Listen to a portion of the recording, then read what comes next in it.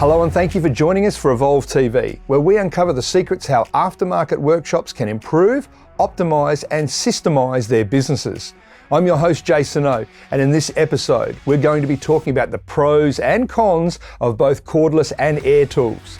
To share this with us, we're joined with our special guest Tom Tucker, who is the CEO over at SP Tools. As part of the leading Evolve workshop program by Mechanic.com.au, Evolve TV helps aftermarket workshops discover how to become more connected with the marketplace, their customers, their staff, as well as other leading aftermarket workshops.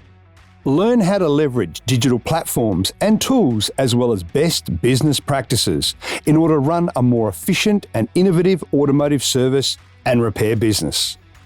This is Evolve TV. Well, welcome, Tom, to the show. And before we get underway, I've got to address the elephant in the room, and it is a very beautiful elephant. You've bought a lot of tools for us to discuss today. I had to. If we're going to talk about comparing apples and oranges, we've got to have some apples and oranges. So in the case of here, we've got some cordless. Well, we don't have any green. We've got a lot of oranges on the table, true. Haven't we, here? Let's jump straight into it. Look, why have cordless tools become so popular? Oh, look, in a word, functionality. And it's been an evolutionary thing. It didn't just happen overnight. It happened over quite a long period of time.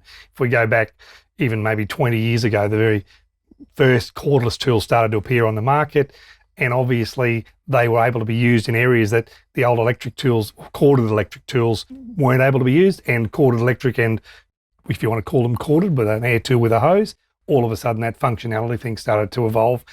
And it became popular because it was an ease of use thing. So the home handyman has been really the calling card of the cordless equipment, the drills and things for pruning up trees and so forth. But when it comes to automotive, the $1 million question is, can it generate the same power?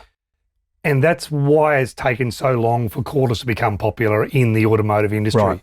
I think if you go back historically, cordless, its very first incarnation was actually for the trade building industry. That's where it worked best. There was enough market there for the manufacturers to generate. They made tools that worked, and they were okay, but they didn't meet all the needs. As we've moved forward and technologies move forward, we've been able to now make tools in cordless that are starting to match the outputs, particularly torque-wise, and what we're looking at here, of what a air tool could do at the same time. So I know we've got them in the marketplace, but air has been around for a while, so has corded power. What's the drawback to cordless? Well, battery technology was always the biggest drawback. I mean, again, cordless started evolutionary. We started with a thing called a nickel-cadmium battery. Oh, I remember that. Everyone had them, and they were a terrible thing because if you didn't charge them the right way, they very quickly became somewhat useless, and there was a thing called memory effect. And then we moved on to another battery called nickel metal hydride. And then the latest incarnation is obviously lithium, which is the buzzword, isn't it? It's in cars, it's in cordless, it's in everything today. And the beauty of a lithium battery is the ability to have exactly the opposite, no memory effect. It means you can use it as much or as little as you like, charge it whenever you want to or you don't want to. And that's probably one of its advantages. So the drawback was those early batteries. Today, the only drawback is probably serviceability. We just don't still get the life out of a cordless tool as what we can get out of an air tool. Yeah. And significant life. We're talking in some cases 2, 3, 4 times the life out of a pneumatic tool that you can get out of a cordless. So the next question is about those pointy end technicians that are obviously using these tools.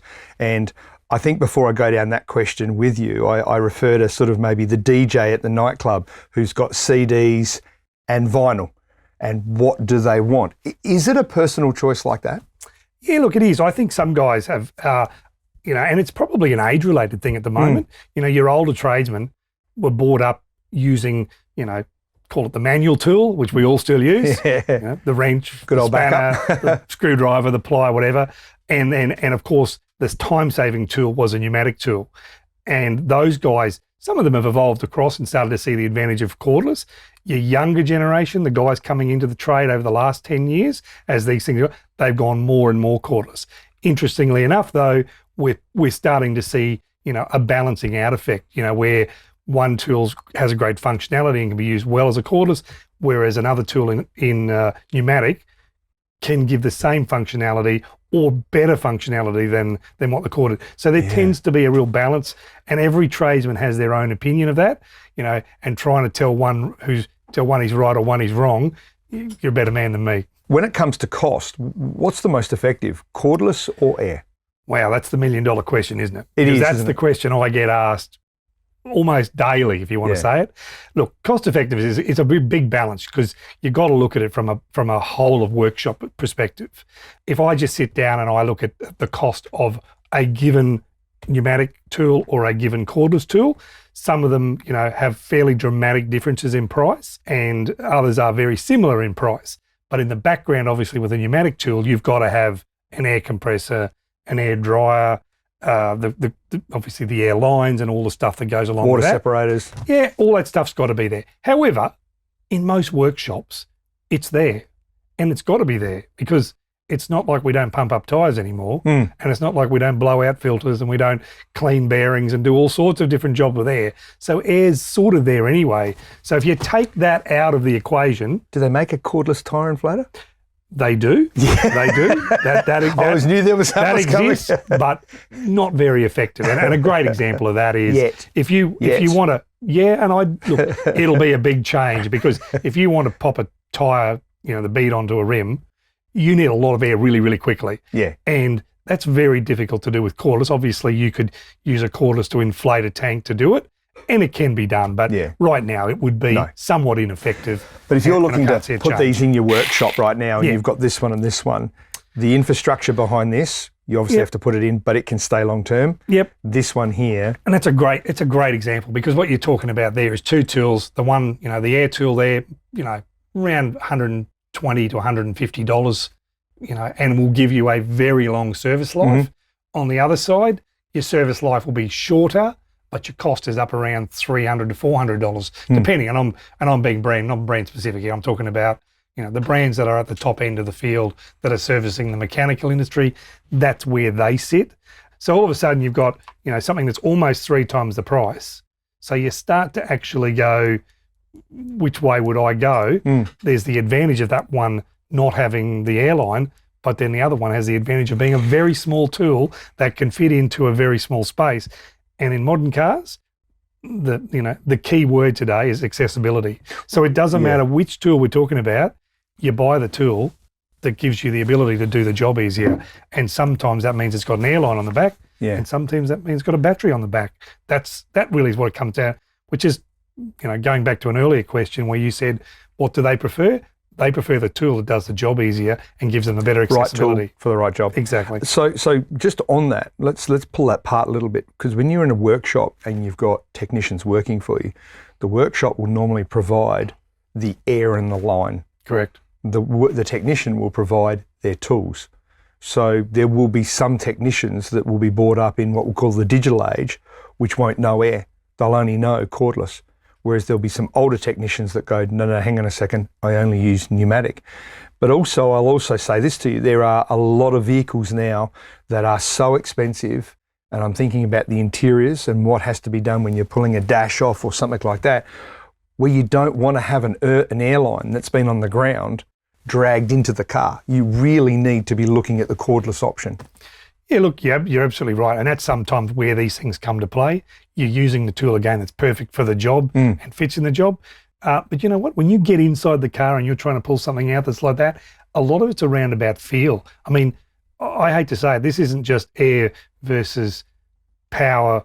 I know, we're trying to make a bit of an argument there, aren't we? It should be air versus power versus hand. Yeah. And, and there are some places where you've got to use the hand tool, because you should never put either of these anywhere near a fastener you're trying to undo in the right application. So again, it all comes back to right place, right time. What advice would you offer workshops that are doing, say, a fresh fit out? They're starting blank canvas, they're building it all up. Should they choose cordless or air, or is it right job for right application? Look, it's definitely right job for right application, and I would advise any workshop to make sure you've got the ability to do both. Because there are, as it comes back to what it said, there are some jobs great for both applications, but it really comes down to what you want to create as the perfect work environment. The perfect work environment is how to get the job done at the most effective pace so that you get the most return on investment. Money in the till. Yeah, return on investment. and that's what it's all about. And if money in the till means setting it up the right way, I would be setting it up so that you can use both options from the get-go, because that gives you the best result long term. One of the things that people talk about is airlines and how they work, and they're stiff to get in and out of places. Technology in batteries has moved forward. Technology in rubbers moved forward. We now have an airline available to us made from a hybrid material that literally is as flexible as you could possibly imagine, even at minus 20 degrees. So It doesn't matter what the temperature is, where you are, what you're doing, you can get into places with an airline almost as well as you can get in with a cordless. Yeah, I mean, you only have to go to Bunnings to look at all the water hoses and see the anti-kink, Kevlar, and that's exactly it. Else in between. Yep. It is an exciting time to be alive with tools right now, isn't it? Yeah, absolutely. And it's not just, cordless tools are being, constantly worked on because they are new, and there is an enormous scope to open them up with different options. Obviously, pneumatic being, the best part of 50 plus years old, most of the things we've done have opened up already. Yeah. We're at that point now where we are fine-tuning stuff in pneumatics to make it better, whereas in cordless, we're still trying to create the next tool. Well, I'm going to go straight into the next question. What are the common myths? We'll break them apart. We have pneumatic and we have cordless. What are the common myths associated to these two? Oh, the common myth. Well, the first common myth, it's associated to both. Yeah. The first common myth is torque. Yeah. There's all these numbers out there that get rattled around called breakaway torques, and that's probably got to be, the greatest myth in the whole industry. I've read things where things have 2,000 Newton meters of torque, and I shake my head because, and I'll give you a good example of why it's a myth, just to give you a good reason. If I go and get a standard 1/2-inch ratchet wrench or breaker bar, and I put a socket on the end of it and I put it in a test machine to test it, I'll break the anvil on that breaker bar at somewhere around 800 to 1,000 Newton meters. That's the strength, the torsional strength of the steel. There is no way you can make more than 1,000 Newton meters. Where does the 2,000 come from? Exactly. Right. The 2,000 comes from a theoretical number. Some engineer somewhere, we won't degrade who he was, but came up with a theoretical measurement that discounts friction, discounts all sorts of things in the real world that don't exist. That is the number one myth. Yeah. I often say to people, if you want to know the real number, halve the one that's published, because that's closer to the... What's the old saying? The old saying was horsepower gives you top end, but torque tells you how far you move the wall. That's right. Is that right? Correct. Torque's always been a big thing on these, because obviously the most important thing is obviously the torque settings on certain applications. But you alluded off camera a little bit earlier on, they really should be what you call a nut runner, where you do them up and then you set them up. That's certainly with the ratchet wrench, like you were holding there before. Ratchet wrenches are that. They're nut runners. They should be run up and then used as a standard ratchet to bring it up to tight for two reasons. One, it'll make the tool last a whole lot longer for you. You won't be damaging the actual ratchet part of the tool by bringing it under unnecessary load. But two, it's all about having that feel. I mean, this is where we get back to the argument before about, is this argument about cordless versus air, or should it be cordless versus air versus hand? One of the things that we know, inherently we know because we're in the industry, when you're doing something up, that feel by hand of when something's not quite right is something you can't get out of a tool. If you go to that mechanical system straight away, you've lost most of that feel. So let's face it, you don't do up head bolts with an impact wrench because that you've got to have the feel and to get the torque. And I think all the mechanics out there, and I look down the camera and talk to them all, they've all had a tool, be it a pneumatic or a cordless. They've done something up, they've come away, and the nut's still loose. Now, I don't think anybody's ever done it with a handheld ratchet, a stubby ratchet with a long socket on the end. You're doing it up. When it's tight. It plays back to the feel, doesn't it? Absolutely. You can't replace the feel. You can't replace the feel. And on the same token, you don't know how tight. You've got it right. You don't know how tight it's going to be. Have I over-tightened it or under-tightened it? Like, these are things that you can't get without actually doing it by hand. But what's interesting is the market in all of the tools has definitely come back to, owning probably 2 or 3 different versions of things and then using them where appropriate. Right here on the table, we've got tools that go from 100 Newton meters real torque, Yeah. all the way up to 1,000 Newton meters Yeah. real torque in something like actually I think it's about 1,100 in the bigger 3/4 impact wrenches. You get out the tool, it does the right job. Interestingly enough, it's not the big tools that get used all the time. It's actually, the little tools, this size and this size, because you don't want to risk damaging something. So you always tend to underdo it so you can finish it by hand. It's the sledgehammer if you need it. Absolutely. If you need it, it's there. Yeah. But it's interesting that when I look at tools and the amount of usage they get, and we start looking at when they come in for service and whatever, it's the little tools that absolutely get hammered all day, every day. They're the ones that are doing the hours of work. The bigger tools are doing minutes of work. And it's interesting how in the middle of all that, you end up with people using, the tools that are the right size for the right job, and they're generally undersized, if that makes sense. Yeah. Yeah. Well, let's talk about innovations.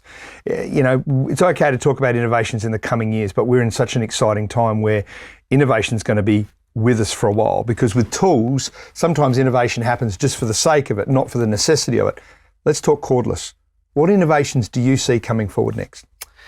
There's new tools coming all the time, that are versions of what already exists in the market. That happens all the time. I think the big innovations now are actually the quality of componentry. Okay. That's one of the things we know. I mean, air's had 50 years to evolve, and if I take a hammer out of an air impact wrench, I know if I put that hammer and I use it, it's going to last, and I know this doesn't sound long, anywhere up to say 30, 40 hours.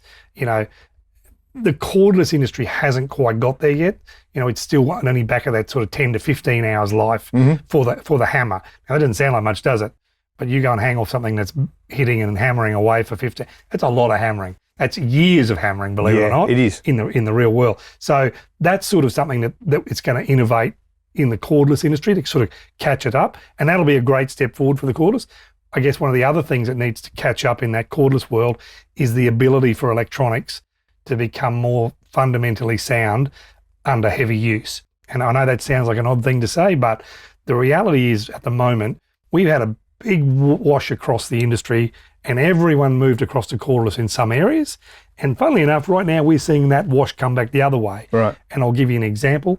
In the truck industry, in changing tyres or doing chassis work, big change to cordless. A lot of it's come back because that industry has suddenly learned that if you get a big enough sledgehammer, which is what these things are, and you belt it hard enough, electronics just don't work. Unfortunately, they're not in the position to put it. And it's not a one brand problem, it's a industry-wide problem, because the electronics that are being built over here by the electronics companies, they haven't considered, putting it in something where you're going to belt it with a sledgehammer over and over for hours on end. Yeah. So air has that proven longevity in that part of the market.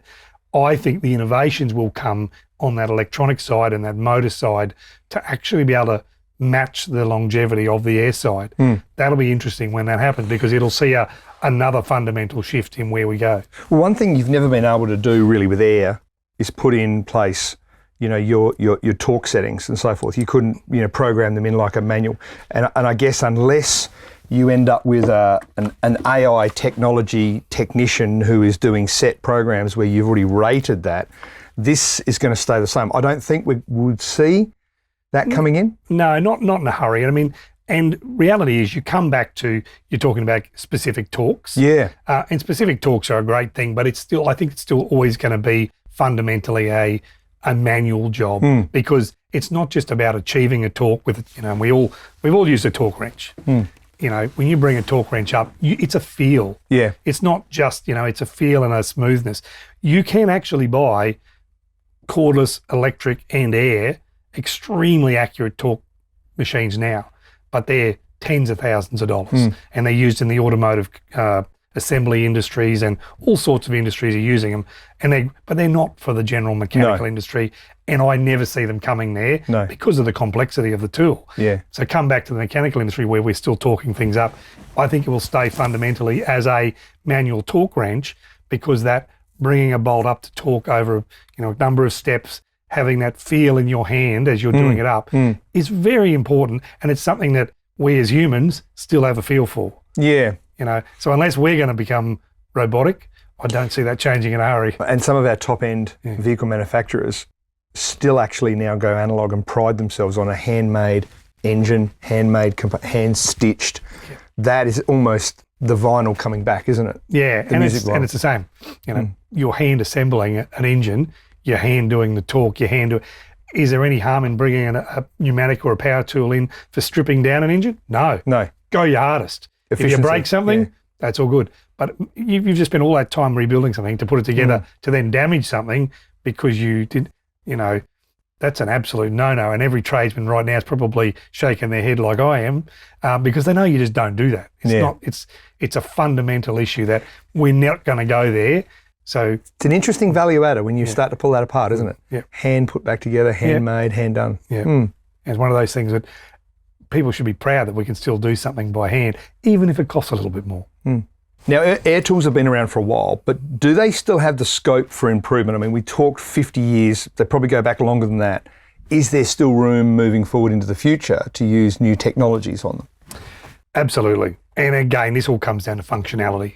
As cars change, we evolve not just hand tools and air tools and cordless tools, because as the cars, as some engineer decides there's a better way to do something to develop a new motor vehicle, we have to evolve with it. And air's done it. Ratchets have gone from this long to this long to this long to this long, and now all of a sudden it's this long and we want a head that's this long to get access.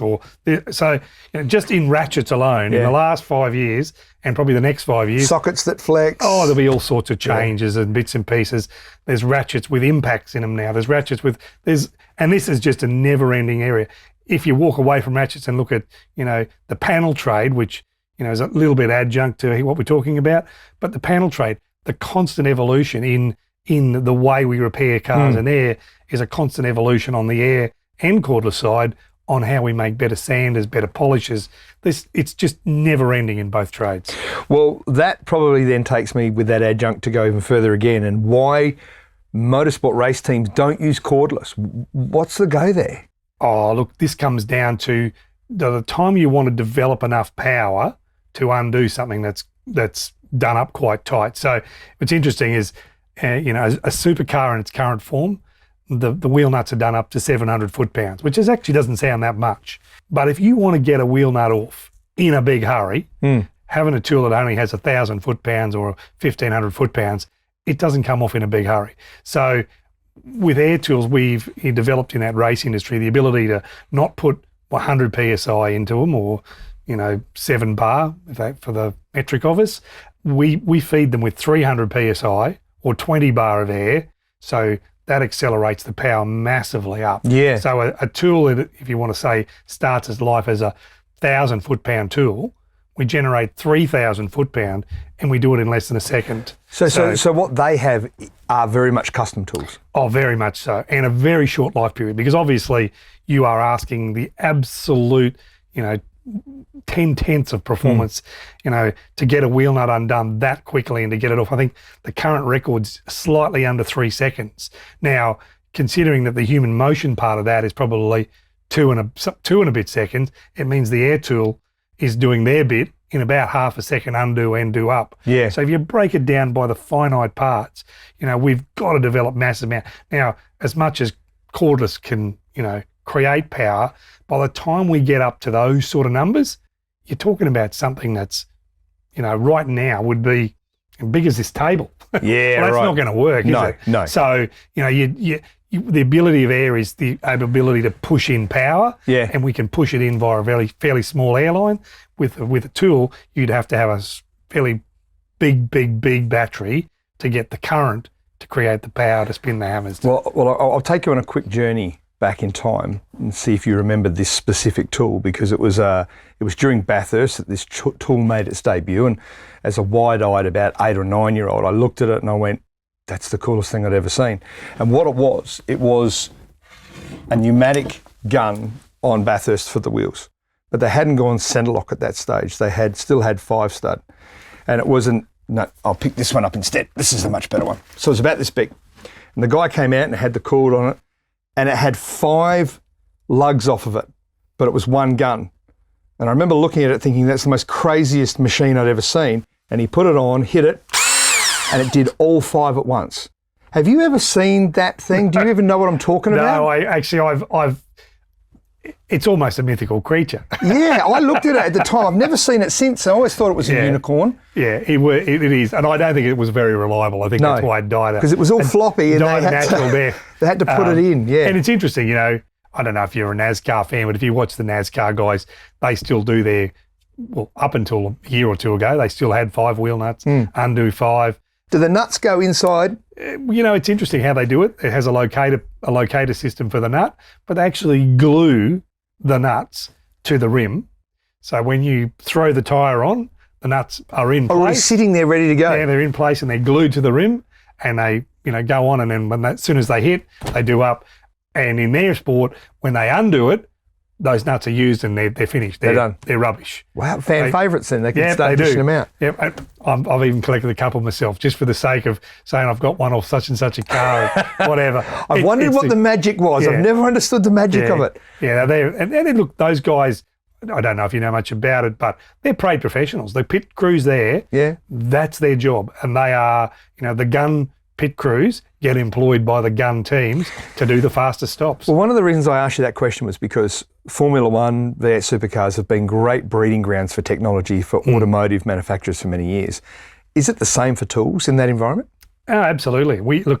I can put hand on heart and say we started our business in the pit lane, be it the air tool development in some of our bigger air impact wrenches. In fact, you can buy the air impact wrench that we make for supercars in Australia now. You can buy as a standard item to use on your own vehicles. I shouldn't say at home. Just not as fast as them. Not quite as fast, and please don't put as much air pressure in, or it'll be back in a matter of minutes for a repair. But that stuff's available, and a lot of the hand tools development has come from there too. Yeah. We've developed hand tools over the years, put them into teams, got the great feedback and the constant use.